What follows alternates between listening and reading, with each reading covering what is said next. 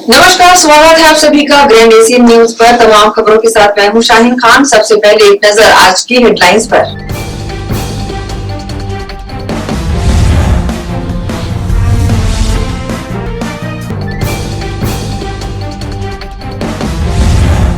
चैत्र नवरात्र के समापन पर जिला प्रशासन द्वारा जारी गाइडलाइन का पालन कर ज्योति कलशों का किया गया विसर्जन।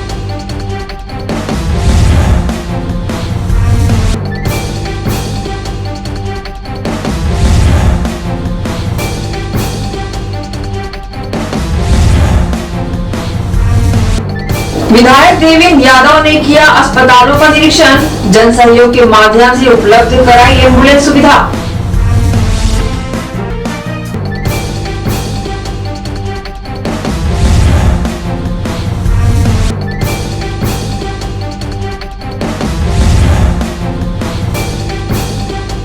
लाइवलीहुड कॉलेज में कोविड आइसोलेशन सेंटर का किया गया शुभारंभ। राज्य के गृह मंत्री ने फीता काटकर किया शुभारंभ।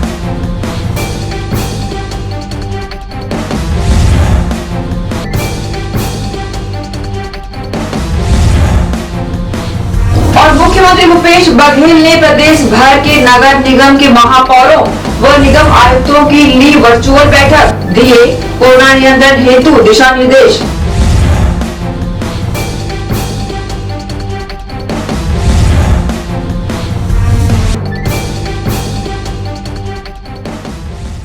अब खबरें विस्तार से।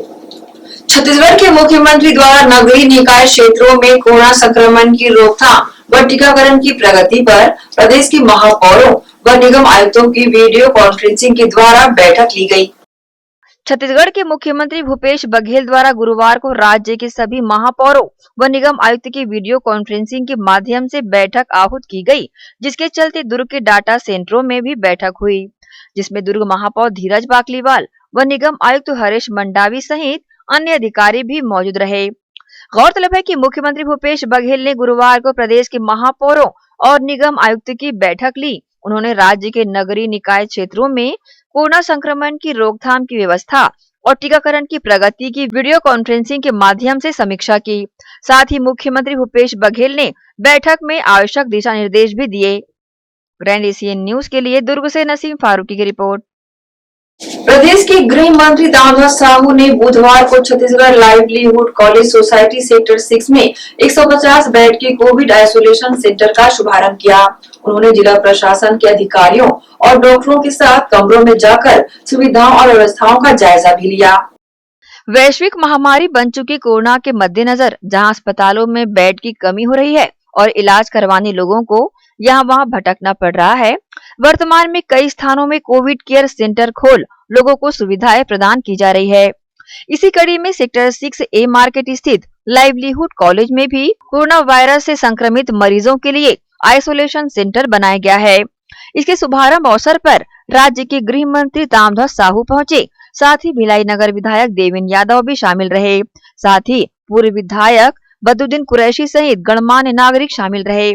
विधिवत पूजन अर्चन के साथ फीता काटकर आइसोलेशन सेंटर का शुभारंभ किया गया। तत्पश्चात 150 बिस्तरों वाले इस कोविड केयर का जायजा गृह मंत्री ताम्रध्वज साहू ने लिया। इस अवसर पर शामिल राज्य के गृह मंत्री ने अपनी प्रतिक्रिया दी। जोहार चैरिटेबल एक संस्था है, अरुण सिसोदिया और उनके साथी लोग हैं। इन लोगों ने मिलकर वर्तमान परिस्थिति को देखते हुए होम आइसोलेशन सेंटर जैसा एक डेवलप किया है। मुझे जानकारी दी गई पिछले बार इसको तैयार किया गया था पर इसका उपयोग नहीं हुआ था। हाल भी अच्छे हैं, कमरे भी अच्छे हैं, 150 बेड का है और लगभग 40 बेड में ऑक्सीजन की भी ये व्यवस्था कर रहे हैं।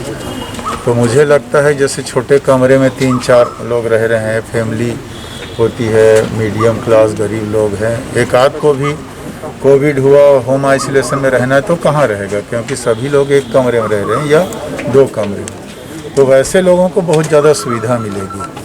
और ज़िले के कलेक्टर खुद अपनी निगरानी में इसको देखे हैं और उनकी जितनी टीम है, जितेंद्र की जितनी टीम है, सारे लोग यहाँ लगे हुए हैं। डॉक्टर और नर्सिंग की व्यवस्थाएं किए हैं, धीरे धीरे और भी बढ़ा सकते हैं।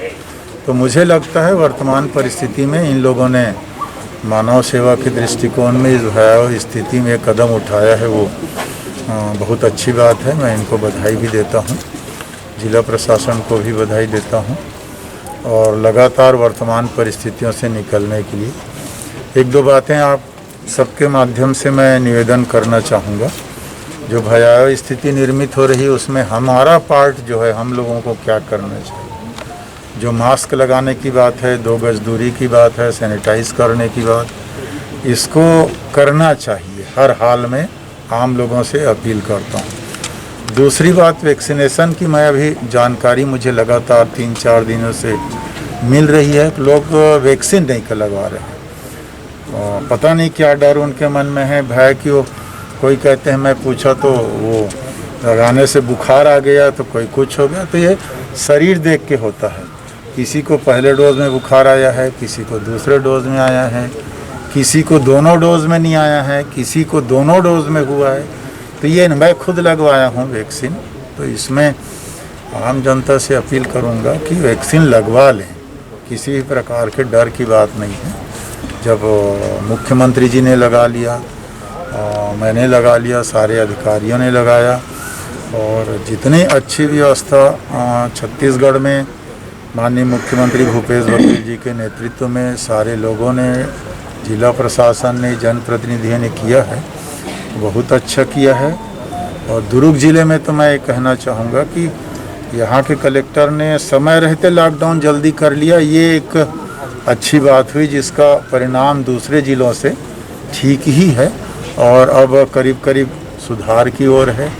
और मुझे विश्वास है कि जनता का सहयोग इसी प्रकार मिला तो निश्चित तौर पर इससे जीतेंगे, पर सावधानी आवश्यक है, जिसके लिए निवेदन करता हूँ। सर, जैसा कि आइसोलेशन सेंटर है और ज़्यादा ही सीरियस पेशेंट आ गए, वेंटिलेटर की अगर ज़रूरत पड़ी तो क्या व्यवस्था है यहाँ से उनको रेफ़र करने की? नहीं, यहाँ उस प्रकार के पेशेंट को, वेंटिलेटर वाले को तो यहाँ लाना ही नहीं है, उसको सीधे जहाँ वेंटिलेटर है वहीं ले जाएंगे।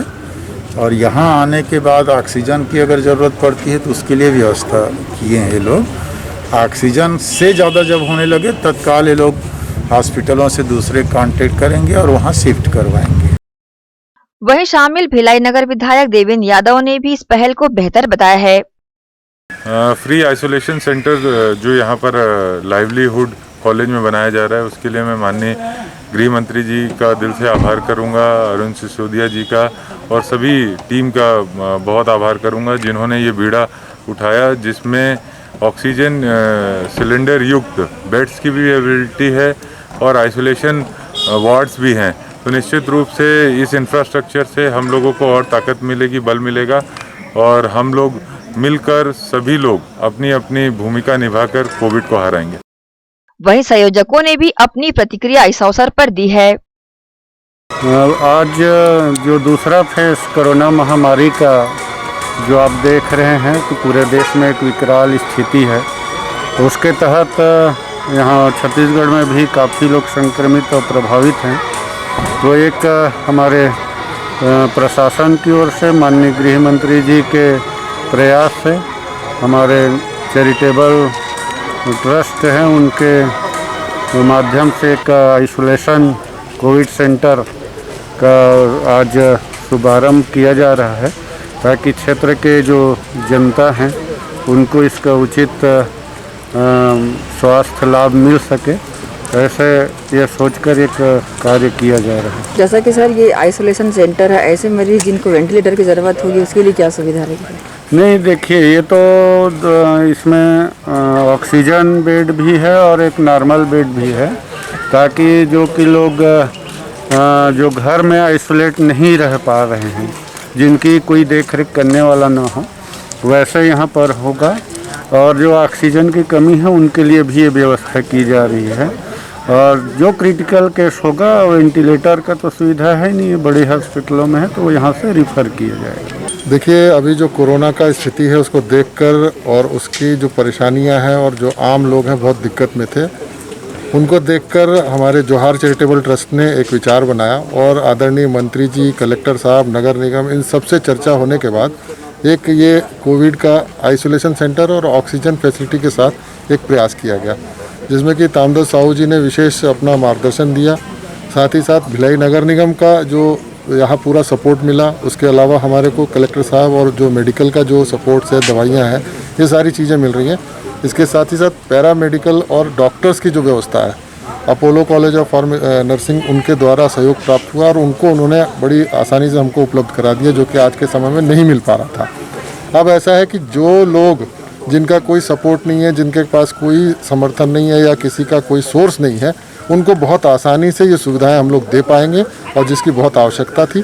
अभी देवेंद्र यादव भी यहाँ पे देख के गए, कुरैशी जी भी देखे और देवेंद्र यादव जी ने अपनी निधि से भी 5 लाख रुपए देने के लिए इस व्यवस्था को और अच्छा करने के लिए कहा है और साथ ही साथ उन्होंने कहा कि इसको मैं पूरी तरीके से मदद करूँगा। जैसा कि आइसोलेशन सेंटर है, इसका शुभारंभ भी है, ऐसे मरीज जिनको वेंटिलेटर की आवश्यकता होगी, क्या वो सुविधा यहाँ पर है? देखिए, जो क्रिटिकल मरीज आएंगे और जिसका ऑक्सीजन लेवल ज़्यादा नीचे होगा, उसको हम लोग सीधे सीधे हमारे प्रयासों से उनको हम वेंटिलेटर वाले अस्पतालों तक पहुंचवाएंगे। हमारे पास एम्बुलेंस की भी व्यवस्था है, हमारे पास वॉलंटियर्स की भी व्यवस्था है, हमारे पास प्रशासन और शासन का, सरकार का भी सहयोग है। बहरहाल 150 बिस्तरों वाले इस कोविड केयर सेंटर में संक्रमितों की देखरेख अनुभवी चिकित्सकों की मौजूदगी में होगी। 150 बिस्तरों में 40 बिस्तरों पर ऑक्सीजन की सुविधा रहेगी। संक्रमित जो आइसोलेशन में रहेंगे, उन्हें भोजन की भी सुविधा यहां प्रदान की जाएगी। बहरहाल ग्रैंड एशियन न्यूज आप सभी से अपील करता है कि 2 गज दूरी रखें, मास्क अवश्य लगाएं व जरूरत पड़ने पर ही घर से निकलें, व्यर्थ बाहर ना निकलें। ग्रैंड एशियन न्यूज के लिए शाहीन खान की रिपोर्ट।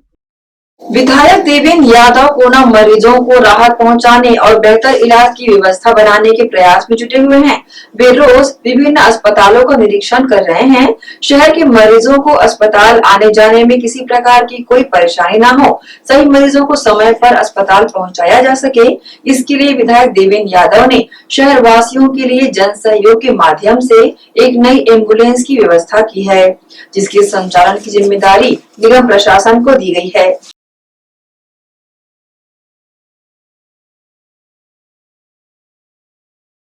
इसी कड़ी में भिलाई नगर विधायक देवेंद्र यादव सोमवार को पंडित जवाहरलाल नेहरू चिकित्सालय अस्पताल का दौरा किया। उन्होंने अस्पताल के सभी वार्डों का बारीकी से निरीक्षण कर मरीजों का हालचाल भी जाना। उन्होंने अस्पताल के डॉक्टरों के साथ लगभग 1 घंटे तक बैठक कर अस्पताल की व्यवस्था के संबंध में चर्चा भी की। विधायक देवेंद्र यादव ने अस्पताल प्रबंधन को भरोसा दिलाया कि शासन प्रशासन से पूरा सहयोग मिलेगा, ताकि अस्पताल में आने वाले मरीजों को बेहतर से बेहतर इलाज मिल सके। इसके लिए सब मिलकर पूरा प्रयास करेंगे।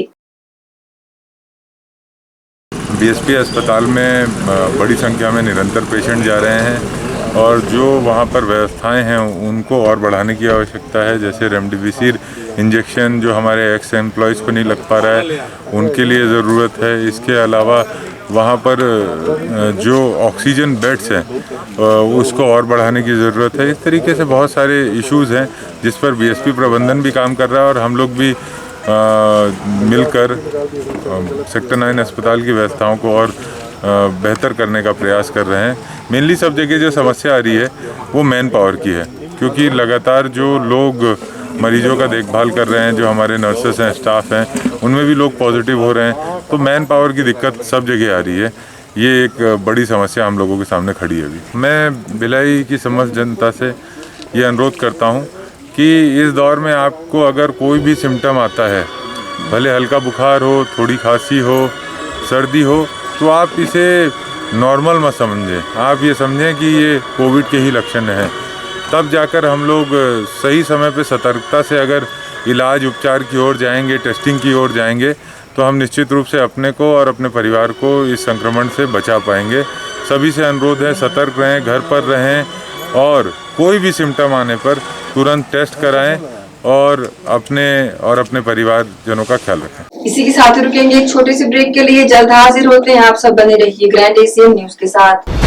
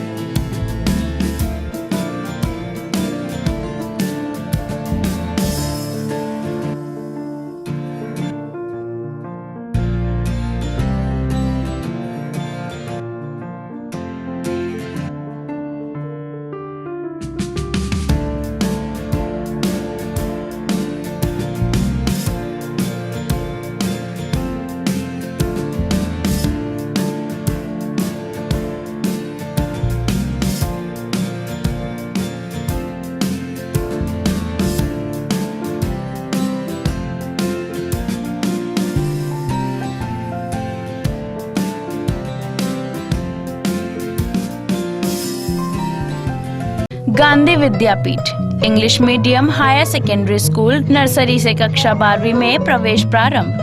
हमारी ध्येय कम शुल्क में छात्रों के शिक्षा एवं विकास के लिए बेहतर सुविधाएं प्रदान करना।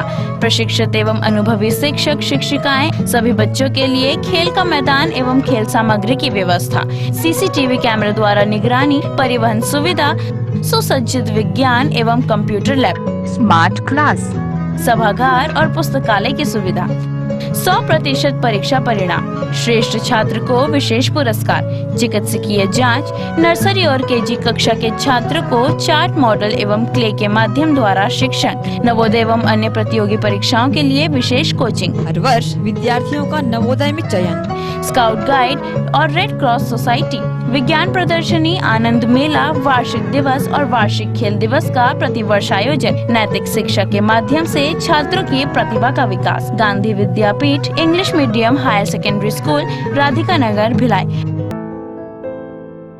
राष्ट्रीय higher secondary school Sharda Para camp 2 Bhilai. प्रवेश प्रारंभ, प्रवेश प्रारंभ, प्रवेश प्रारंभ। RB English medium school Sharda Para camp 2 Bhilai अब नई साज सज्जा एवं सुविधाओं के साथ इंग्लिश मीडियम का अध्यापन केवल अंग्रेजी माध्यम के विशेषज्ञ शिक्षिकाओं द्वारा, अलग से विषय विशेषज्ञों द्वारा अध्यापन व्यवस्था, स्वच्छ एवं सुविधापूर्ण स्कूल परिसर में अध्यापन, निशुल्क नवोदय प्रवेश परीक्षा की कोचिंग व्यवस्था, बोर्ड परीक्षाओं हेतु विशेष कोचिंग, खेलकूद एवं मार्शल आर्ट की कोचिंग व्यवस्था, गांधी विद्यापीठ के विषय विशेषज्ञों शिक्षकों द्वारा विशेष सहायता, बस सुविधा उपलब्ध। अपने बच्चों के सुनहरे भविष्य के लिए आज ही संपर्क करें। राष्ट्रीय हायर सेकेंडरी स्कूल एवं RV English medium school Sharda Para camp 2 Bhilai. Sunshine multi speciality hospital अब भिलाई 3 चरोदा में भी।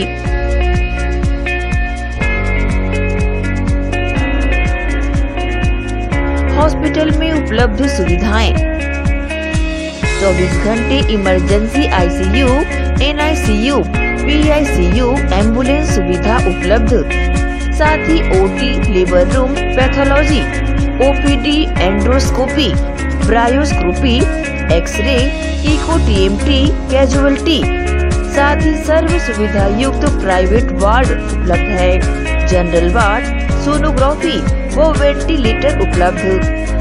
सनशाइन मल्टी स्पेशलिटी हॉस्पिटल, हमारा पता IDBI बैंक के सामने, north Vasundhara Nagar, Bhilai 3 Charoda. Phone number 7772988811, 7772988822। शुभ अवसर का मंगल मुहूर्त, शुद्ध आभूषणों की खरीदी के लिए पधारें सहेली ज्वेलर्स। शुभ मुहूर्त का अवसर लाए जीवन में खुशियों की बहार। 7500 की खरीदी पर जीतिए लाखों के उपहार। बम्पर ड्रॉ 26 जनवरी 2021 रविवार।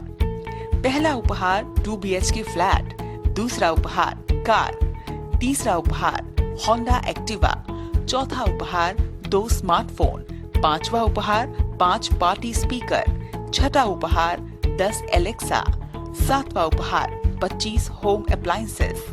हमारी शाखाएं Gandhi Chowk Durg, civic centre Bhilai, Shri Shivam mall, Bazar Chowk Utai Durg, main road Gunderdehi, BSP market Risali, Sirsa road Kohka.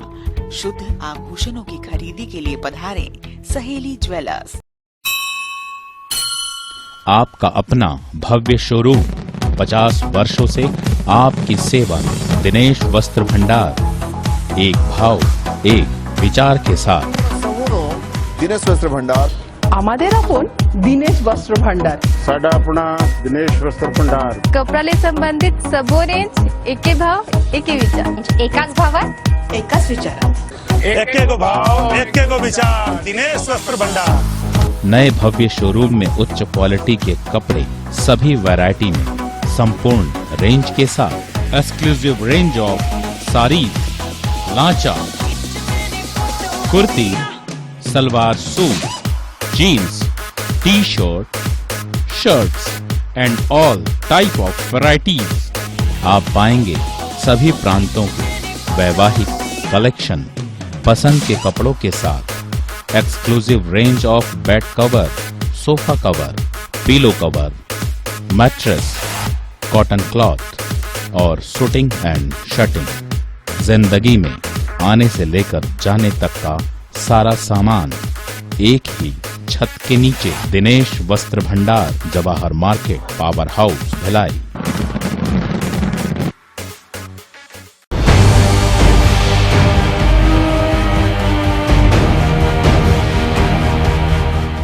Break के बाद आप सबका स्वागत है। कोरोना के बढ़ते संक्रमण व उससे बचाने शासन प्रशासन की लगातार कोशिशों के बाद जिले में लॉकडाउन लगाया गया, जिससे काफी हद तक संक्रमण के फैलाव को रोकने में मदद मिली। इसके अलावा दुर्ग विधायक अरुण वोरा व महापौर धीरज बाकलीवाल द्वारा हर संभव सार्थक प्रयास कर लोगों को इस गंभीर परिस्थिति में मदद को लेकर प्रयास जारी किया गया। इसे लेकर विधायक अरुण वोरा ने अपनी प्रतिक्रिया दी। पूरे प्रदेश के पत्रकारों को बहुत बहुत धन्यवाद देता हूं, जो इस वैश्विक महामारी में अपनी जान की परवाह किए बगैर लोगों के बीच में जा रहे हैं और वास्तविकता से शासन प्रशासन को अवगत करा रहे हैं। अगर इस बीच में वे संक्रमित होते हैं या उनका परिवार संक्रमित होता है तो निश्चित रूप से शासन उनके साथ है और उनका अच्छे से अच्छा इलाज करने की बात मुख्यमंत्री जी ने कही है। तो मैं ये मान के चलता हूँ कि पत्रकारों को कहीं भी सशंकित होने की जरूरत नहीं है। राज्य शासन की योजना के अंतर्गत जितने भी अच्छे जगह उनको अच्छा से अच्छा इलाज दिए जाने की पूरा प्रयास सरकार का रहेगा। कि दुर्ग जिले की मेरे तरफ से पूरी पहल की जाएगी। वैसे तो मैं सुबह से लेकर रात तक लोगों की मदद करता हूँ, हर आम आदमी के लिए मैं पूरा प्रयासरत रहता हूँ। वहीं अगर पत्रकार जो दिन रात पब्लिक में रहते हैं, जन सामान्य के बीच में जाकर अपनी बातों को अपने माध्यम से सरकार तक पहुंचाते हैं, तो उनके लिए मेरे तरफ से पूरा प्रयास रहेगा कि उनको कहीं कोई कमी न आने दी जाए। कोरोना के उपचार में जीवन रक्षक साबित हो रहा इंजेक्शन रेमडेसिविर की कालाबाजारी अब भी बदस्तूर जारी है, जबकि दुर्ग कलेक्टर ने कुछ दिन पूर्व ही कहा था कि रेमडेसिविर इंजेक्शन की कालाबाजारी करते पकड़े जाने पर सीधे जेल भेजा जाएगा। कुछ दिन पूर्व की सुपेला चौक पर रेमडेसिविर इंजेक्शन को बेचते जगदलपुर के शासकीय चिकित्सक को एक अन्य युवक के साथ पकड़ा गया था, मगर सुपेला थाने से प्रतिबंधात्मक धारा के तहत कार्रवाई की गई। इस मामले के बाद से रेमडेसिविर इंजेक्शन की कालाबाजारी करने वालों के हौसले बुलंद हो गए हैं। सेक्टर 9 स्थित अमृत मेडिकल स्टोर में प्रतिदिन 25 इंजेक्शन आता है, जिसे जरूरतमंदों को उपलब्ध कराना रहता है, मगर इंजेक्शन की कालाबाजारी करने वाले गिरोह के लोग इस काम में इतने माहिर हैं कि वे दुकान खुलने से पहले ही पहुंचकर लाइन लगा लेते हैं और मेडिकल स्टोर खुलते ही रेमडेसिविर इंजेक्शन को निर्धारित दर पर खरीद उसे अधिक कीमत पर बेचते हैं। जब जरूरतमंद उक्त मेडिकल स्टोर पर इंजेक्शन के लिए पहुंचते हैं तो कहा जाता है कि इंजेक्शन समाप्त हो गया है। मेडिकल स्टोर संचालक इस मामले में कुछ बताने से बचते नजर आए। ये लेकर बैठे हुए सीएमओ के दफ्तर तक गया मैं, वहाँ पर मेरे को बोल दिया कि नहीं है अवेलेबल। सरकार ना मेडिकल में दे रही है ना सीएमओ ऑफिस में दे रही है। इसके लिए कहा जाए, मुख्यमंत्री के पास जाए, राष्ट्रपति, प्रधानमंत्री, किसके पास जाए? सीएमओ साहब बता दें, ये जो बैठे हैं वो बता दें। यहाँ अंदर अवेलेबल है बता रहे हैं। अभी ये बोले 25 पीस आया। कहाँ से? मैं आशा नगर दुर्ग से हूँ और मेरे बड़े भैया IMI हॉस्पिटल खुर्सीपार में एडमिट है। उनका नाम श्री सुनील तिवारी है और हॉस्पिटल के द्वारा ये लिख के दिया गया है कि रेमडेसिविर इंजेक्शन आप लेकर आइए, अवेलेबल नहीं है। इसके लिए आज सवेरे मैं सीएमओ ऑफिस से लिखवाया गया कि आप किस कारण से सीएमओ से मिलने आए हैं, उसकी भी रिसिप्ट मेरे पास रखी हुई है कार में।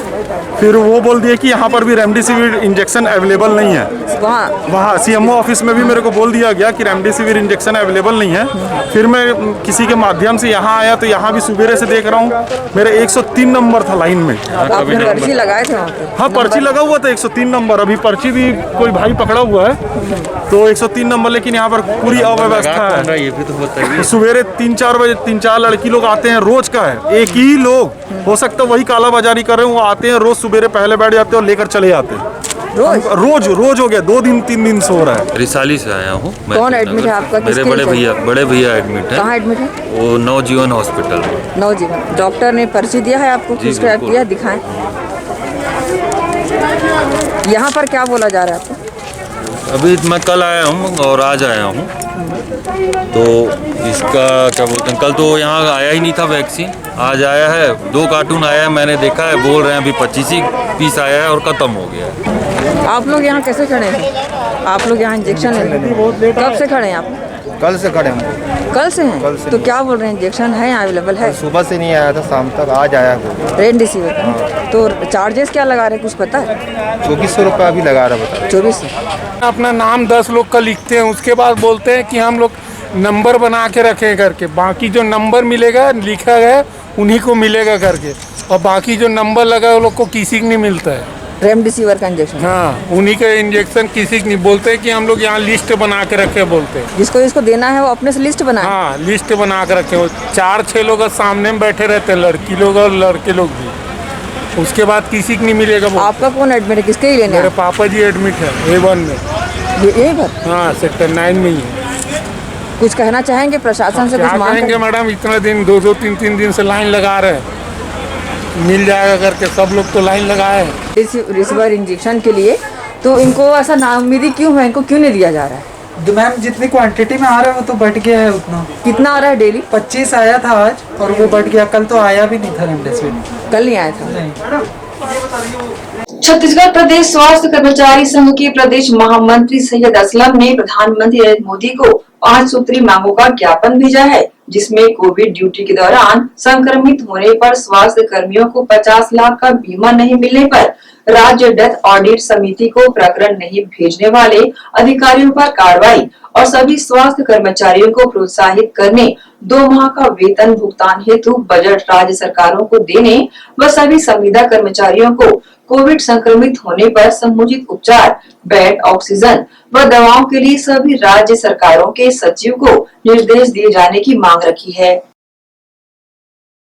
माननीय प्रधानमंत्री नरेंद्र मोदी जी से मैं एक ईमेल में उनको ज्ञापन भेजा हूं। उनको मैंने निवेदन किया है कि विभिन्न राज्यों में जो स्वास्थ्य कर्मी कोरोना वॉरियर्स की जो डेथ हो रही है, उनको आपके द्वारा जो 50 लाख का बीमा का जो घोषणा की है, किसी भी राज्य में डेथ ऑडिट रिपोर्ट के बिना पे कोई प्रकरण उनका तैयार नहीं हो रहा है, ना उनके परिजनों को बीमा राशि मिल रही है, ना अनुकंपा नियुक्ति मिल रही है। इन प्रकरणों की जांच कराए, सभी राज्यों की जितनी मृत्यु हुई है स्वास्थ्य कर्मचारियों की, अधिकारियों की, चाहे डॉक्टर हो, पैरामेडिकल स्टाफ हो, फील्ड का स्वास्थ्य कर्मचारी हो, उनके बारे में जानकारी ली जाए, उनको तत्काल बीमा उपलब्ध कराया जाए। डेथ ऑडिट रिपोर्ट में जिन ऑफिसरों को रखा है, जिन्होंने इसमें सुस्ती और लाचारी दिखाई, उनको निलंबित किया जाए। दूसरे मैंने मांग की है कि सभी राज्यों में प्रमुख सचिवों को लेटर जारी किया जाए कि स्वास्थ्य विभाग के कर्मचारी इस वक्त महामारी में कोरोना के समय अपनी जान जोखिम में डालकर आम जनता की सेवा कर रहे हैं, वे स्वयं संक्रमित हो रहे हैं या उनका परिवार संक्रमित हो रहा है, तो हर जिलों में इनसे कर्मचारी जो संक्रमित हो रहे हैं उनके लिए 20 वार्ड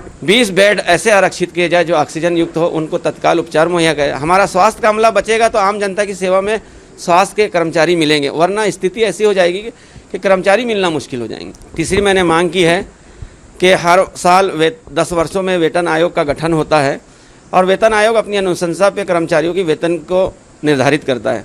स्वास्थ्य विभाग के कर्मचारियों के वेतन में विसंगतियां हैं और हर वेतन आयोग में इस विसंगति को दूर नहीं किया गया है। छत्तीसगढ़ हो, चाहे उड़ीसा हो, चाहे अन्य राज्य हो, सब जगह स्वास्थ्य कर्मचारियों की वेतन विसंगति, एक अलग वेतन आयोग छत्तीसगढ़ स्वास्थ्य विभाग का बनाया जाए जो इन कर्मचारियों की योग्यता के अनुरूप अपनी अनुशंसा दे और देश में एक जैसा स्ट्रक्चर लागू किया जाए। जो पदनाम जिसका हो, चाहे स्टाफ नर्स हो तो पूरे देश में स्टाफ नर्स का एक वेतनमान हो, देश में स्वास्थ्य कार्यकर्ता का एक वेतनमान हो, देश में लैब टेक्नीशियन का एक वेतनमान हो, जिससे समरूपता हो। अभी आप 10,000 में 15,000 में लोगों को नौकरी पे बुला रहे हैं, संविदा कर्मचारी को 3 महीने के लिए, 2 महीने के लिए, लोग जान जोखिम में डाल के आ रहे हैं अपने 15,000 के रुपए के चक्कर में। अगर इनको नियमित कर दिया जाएगा और आपको अधोसंरचना मजबूत कर देंगे, मानव संसाधन को बढ़ाएंगे, तो निश्चित रूप से हम अपने अस्पताल को एक बेहतर व्यवस्था के रूप में संचालित कर पाएंगे। शासकीय और निजी अस्पतालों में कोविड जांच की चरमराई व्यवस्था को देखते हुए लोगों द्वारा शिविर लगाकर कोविड जांच की व्यवस्था बनाई जा रही है, जहां स्वास्थ्य विभाग के डॉक्टर एवं अन्य स्टाफ अपनी सेवाएं दे रहे हैं। आज कोविड का कहर एक बार फिर अपनी कहानी दोहरा रहा है और ऐसे में सरकारी और निजी अस्पतालों की स्थिति भी नाजुक बनी हुई है, क्योंकि कोविड मरीजों की संख्या में जिस हिसाब से वृद्धि हो रही है उस हिसाब से इसकी जांच की व्यवस्था नाकाफी साबित हो रही है। इसे देखते हुए शहर के युवाओं द्वारा सराहनीय पहल की गई है। जिसके तहत सेक्टर 2 के 2 युवाओं द्वारा अपने प्रेरणा स्रोत भिलाई नगर विधायक देवेंद्र यादव की मदद से निःशुल्क कोविड परीक्षण शिविर का आयोजन विगत 20 दिनों से लगातार किया जा रहा है, जहां प्रतिदिन लगभग 50 लोगों का परीक्षण कराया जा रहा है एवं इनमें पॉजिटिव आने वाले लोगों को उचित मार्गदर्शन देकर इन्हें होम आइसोलेशन होने एवं इनके उपचार के लिए दवाइयां उपलब्ध कराने में मदद की जा रही है। यह शिविर शहर कांग्रेस कमेटी के महामंत्री हरीश सिंह के नेतृत्व में संचालित किया जा रहा है, जहां सरकारी डॉक्टर भी अपनी सेवाएं लगातार दे रहे हैं। हमारी पूरी सेक्टर 2 की टीम हमारे युवा नेता हरीश कुमार सिंह भिलाई नगर जिला कांग्रेस कमेटी के महामंत्री के नेतृत्व में इस शिविर में हमारे पूरे सदस्य मेहनत करे हुए हैं ताकि जनमानस की सेवा की जा सके। इस कोरोना महामारी में लोगों की सेवा के लिए ये जो शिविर हमारे विधायक श्री देवेंद्र यादव जी के सौजन्य द्वारा लगाया गया है और ये निरंतर 20 दिनों से यहाँ शिविर जारी है और यहाँ पे आए हुए हर सदस्य की सोशल डिस्टेंसिंग की पालन कराते हुए उनकी सुरक्षा को मद्देनजर रखते हुए ये जांच कराई जा रही है, जिसमें जो भी मरीज पॉजिटिव आ रहे हैं उन्हें तुरंत तत्काल डॉक्टर के द्वारा मेडिसिन और होम आइसोलेशन के निर्देश दिए जा रहा है, उन्हें घर भेजा जा रहा है और ये हमारी टीम निरंतर आगे भी ये सेवा कार्य जारी रहेगी हमारे युवा विधायक देवेंद्र यादव जी के नेतृत्व में। और सभी जनमानस से मैं एक ही निवेदन करूंगा कि इस कोरोना महामारी में शासन द्वारा दिए गए निर्देशों का पालन करें, अपने घर में सुरक्षित रहें और स्वस्थ रहें। अभी तक जैसे बता रहे हैं 20 दिनों से चल रहा है, पर डे कितने लोगों का टेस्ट हो रहा है अभी तक? प्रतिदिन हम 50 लोगों का टेस्ट कराते हैं, जिन्हें हम 25-25 दो भागों में विभाजित करके उनका टेस्ट कराते हैं, जिसमें प्रथम पाली 12 बजे और दूसरी पाली 1 बजे से टेस्टिंग चालू होती है। और इस हमारे 20 दिन के शिविर में कम से कम 1000 से ज़्यादा लोगों ने अब इस टेस्ट का शिविर का फायदा उठाया है। जो सरकारी डॉक्टर इन शिविरों में अपनी सेवाएं दे रहे हैं वो खुद बताते हैं कि युवाओं द्वारा की गई ये व्यवस्था काफी सराहनीय है एवं पूरी तरह व्यवस्थित की गई है। मैं इसके लिए यही कहना चाहूँगी कि यहाँ का मैनेजमेंट बहुत अच्छा है। मैं यहाँ पे लास्ट 3 डेज से आ रही हूँ, तो यहाँ का जो मैनेजमेंट भैया लोगों ने मतलब बहुत अच्छे से संभाला हुआ है, प्रॉपर वे से लोगों को बुलाते हैं। जैसे 2 शिफ्ट में इन्होंने डिवाइड किया हुआ है, एक 12 बजे एक 1 बजे का 25 करके बुलाते हैं।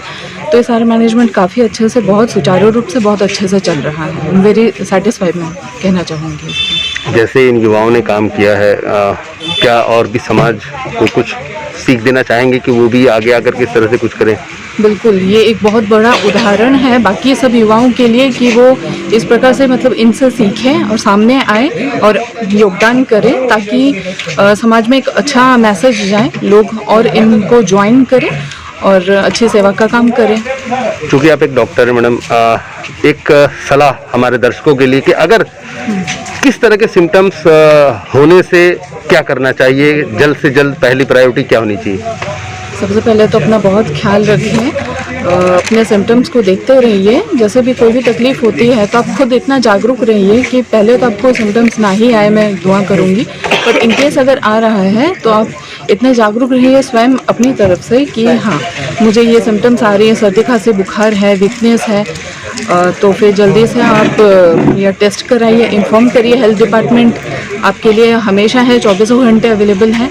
आप खुद जागरूक रहिए, साथ में अपने आसपास के सराउंडिंग लोगों को भी आप जितना हो सके मदद करिए, अपने घर वालों का भी आप ध्यान रखिए। इस कोविड जांच शिविर के माध्यम से शिविर में सेवा देने वाले डॉक्टरों ने अन्य युवाओं एवं सामाजिक संस्थानों को इस तरह आगे आकर समाज की मदद करने की मंशा भी जाहिर की है, जिससे इस कोविड महामारी को एक बार फिर से मात दी जा सके। इसी के साथ रुकेंगे एक और छोटे से ब्रेक के लिए, जल्द हाजिर होते हैं। आप सब बने रहिए ग्रैंड एशियन न्यूज के साथ।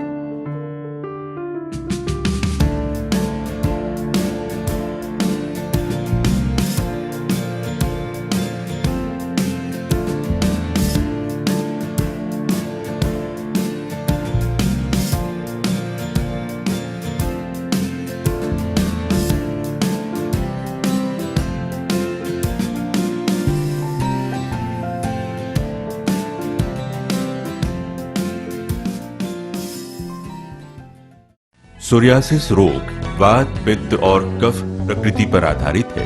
सोरियासिस रोग एक कुष्ठजन्य रोग है।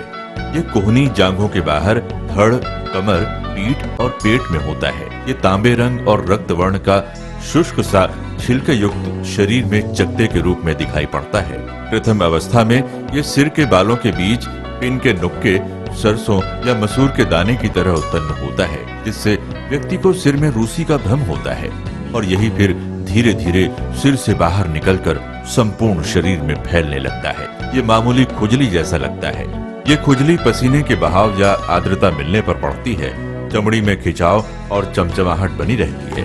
इस रोग के जख्मों पर तीव्र स्राव होने की संभावना नहीं होती। ये 100% गठिया रोग को जन्म देता है, जिससे व्यक्ति हमेशा के लिए अपंग हो जाता है। इस बीमारी का इलाज वायरो रिसर्च एवं स्किन केयर क्लिनिक द्वारा तैयार किए गए विशेष आयुर्वेदिक रस रसायन द्वारा संभव है। संपर्क करें doctor HC Agarwal, doctor VK Agarwal, वायरो रिसर्च एवं skin care clinic, station road, Durg. Darsh TVS showroom. हमारे यहाँ TVS कंपनी की सभी BS6 गाड़ियाँ उपलब्ध है। आकर्षक कलर्स में मनमोहक TVS की गाड़ियाँ ग्राहकों की मांगों पर उपलब्ध है। हर वाहनों की खरीदी पर निश्चित उपहार। समय समय पर कैंप लगाकर सर्विस की जाती है। Labour charge 100% free. दर्श TVS शोरूम में त्योहारी सीजन में आकर्षक उपहार ग्राहकों के लिए उपलब्ध कराए जाते हैं। हमारा पता दर्श TVS शोरूम अमन ढाबा के बाजू ग्रैंड एशियन न्यूज कार्यालय के नीचे ground floor, Junwani Kohka road, Bhilai, Chhattisgarh. Phone number 07882960336। Sales हेतु हमें संपर्क करें 7477279780।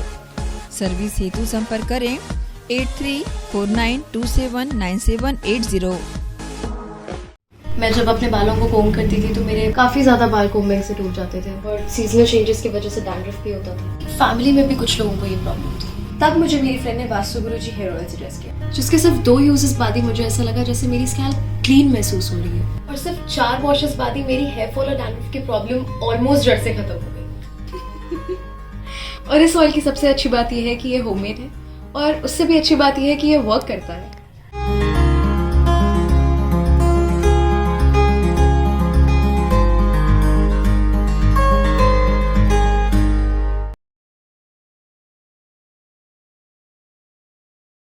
भिलाई के प्रमुख स्थल पावर हाउस में स्थित होटल शिव प्रभा इन एवं Town king the family restaurant नवीन साज सज्जा एवं आधुनिक सुविधाओं से लैस। हमारी विशेषताएं economic suite, executive suite, premium suite and presidential suit.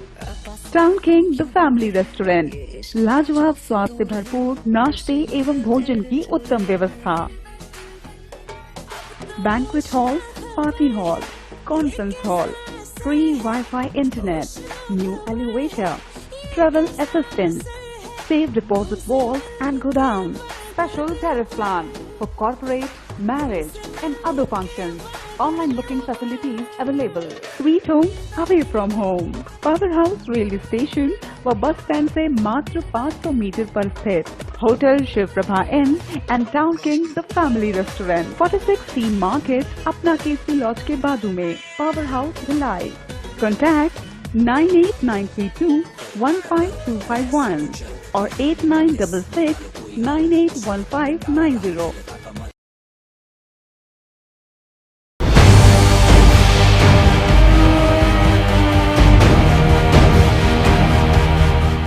Break के बाद एक बार फिर से आप सभी का स्वागत है। नगर निगम भिलाई क्षेत्र अंतर्गत कोरोना लॉकडाउन के नियमों की अवहेलना करने वालों के खिलाफ निगम की मोबाइल टीम की कार्रवाई लगातार जारी है। निगम क्षेत्र का सघन निरीक्षण कर चोरी चुपके सामान बेचने वाले तथा फल सब्जी ठेलों पर भीड़ एकत्रित करने वालों पर पैनी नजर रखी जा रही है। इसी कड़ी में नेहरू नगर के जायसवाल किराना स्टोर के संचालक द्वारा चोरी चुपके सामान देने की सूचना मिलते ही निगम की टीम पहुंची और दुकानदार से 2000 रुपए का जुर्माना वसूल कर दुकान संचालक को भविष्य में दोबारा ऐसा न करने की समझाइश दी।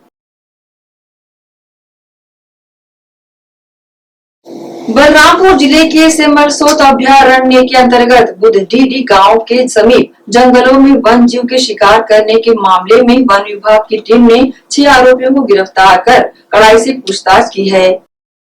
बलरामपुर जिले के सिमरसोत अभयारण्य के अंतर्गत बुधडीडी गांव के समीप जंगलों में वन जीव के शिकार करने के मामले में वन विभाग की टीम ने 6 आरोपियों को गिरफ्तार किया है। वह गिरफ्तार आरोपियों से वन विभाग की टीम कड़ाई से पूछताछ कर रही है। वन विभाग की टीम को आरोपियों के पास से जंगली शुकर का मांस, वन जीव के शिकार में उपयोग किए गए हथियार भी बरामद किए गए हैं। गौरतलब है कि सिमरसोत अभयारण्य के अधीक्षक वी केरकेटा ने बताया कि यहाँ पूरा देश कोरोना जैसी महामारी से जूझ रहा है, वहीं ग्रामीणों के द्वारा लॉकडाउन का फायदा उठाते हुए वन जीवों का शिकार लगातार किया जा रहा है।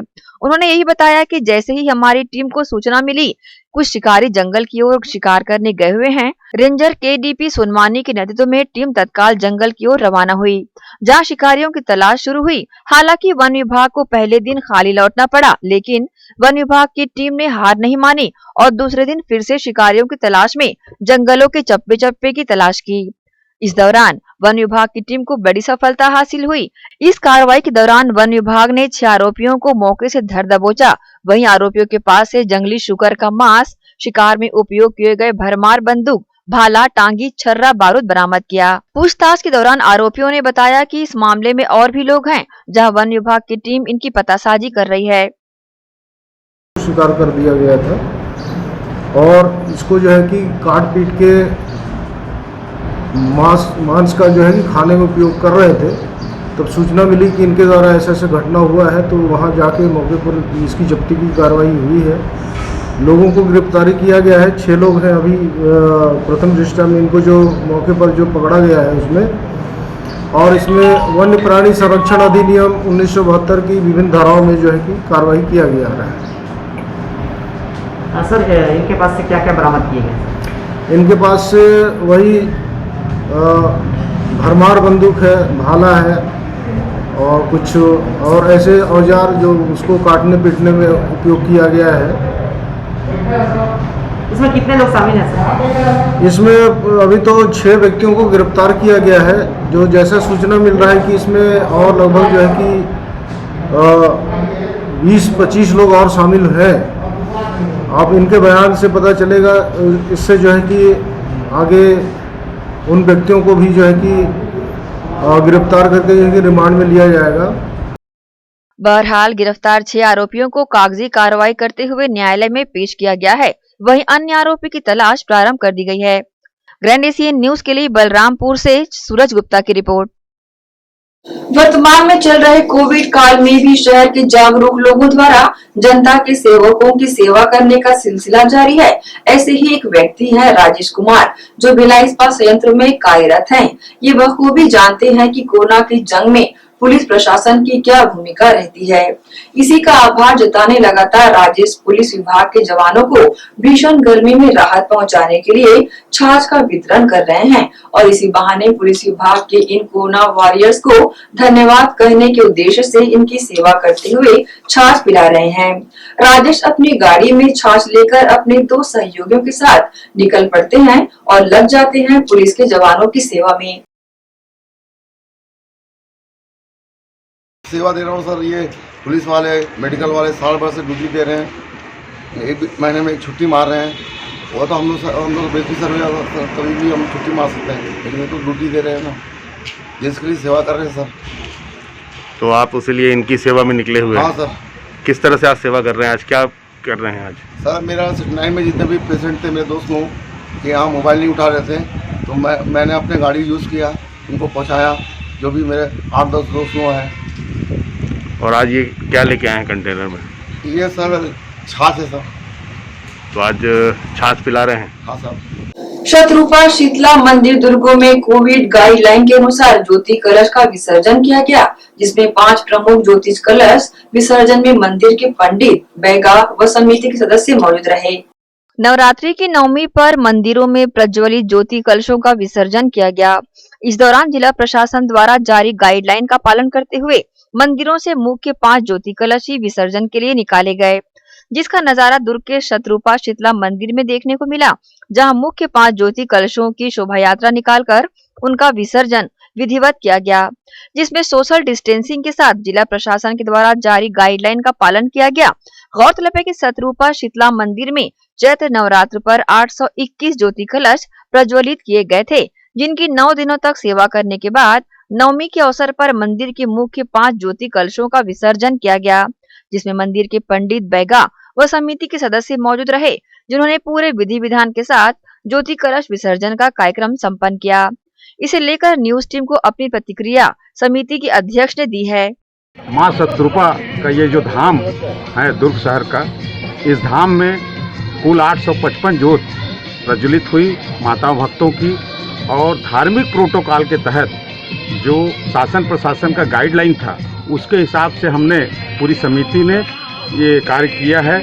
हमने आज जो विसर्जन जो जवारा का विसर्जन है उसे प्रोटोकॉल के तहत सिर्फ 5 माताएं की जोत, माँ शीतला, माँ सरस्वती, माँ काली और लंगुरवा का जोत प्रज्वलित, प्रतीकात्मक जोत प्रज्वलित करने का कार्यक्रम आज संपन्न हुआ है। और हम सभी दुर्ग शहरवासी, कसारीडीह, सिविल लाइन दुर्ग के सभी निवासियों के लिए माँ से प्रार्थना करते हैं कि उनके जान माल की रक्षा करे। संक्रमण काल में माँ सबकी ऊपर कृपा बनाए रखे, और जितने भी लोग जोत प्रज्वलित किए थे माँ शीतला के दरबार में, उनकी मनोकामना पूर्ण हो, क्षेत्र में सुख शांति बना रहे और सब खुश और प्रसन्न रहे। माँ की ऐसी कृपा हो। जय माता दी। ग्रैंड एशियन न्यूज के लिए दुर्ग से नसीम फारूकी की रिपोर्ट। पुरानी भिलाई थाने के समीप 4 लेन के बीचों बीच एक एम्बुलेंस में अचानक आग लग गई। एम्बुलेंस का ड्राइवर ने किसी तरह कूदकर अपनी जान बचाई। बताया जा रहा है कि एम्बुलेंस में कोई मरीज नहीं था, नहीं तो कोई भी अप्रिय घटना घट सकती थी। आग की सूचना मिलते ही अग्निशमन विभाग के दल ने तत्काल पहुंचकर आग पर काबू पाया। इसी के साथ आप चलेंगे इजाजत पर। जाते जाते हमेशा की तरह एक बार फिर दर्शकों से अपील करना चाहेंगे कि ज्यादातर घर पर रहें और सुरक्षित रहें। नमस्कार।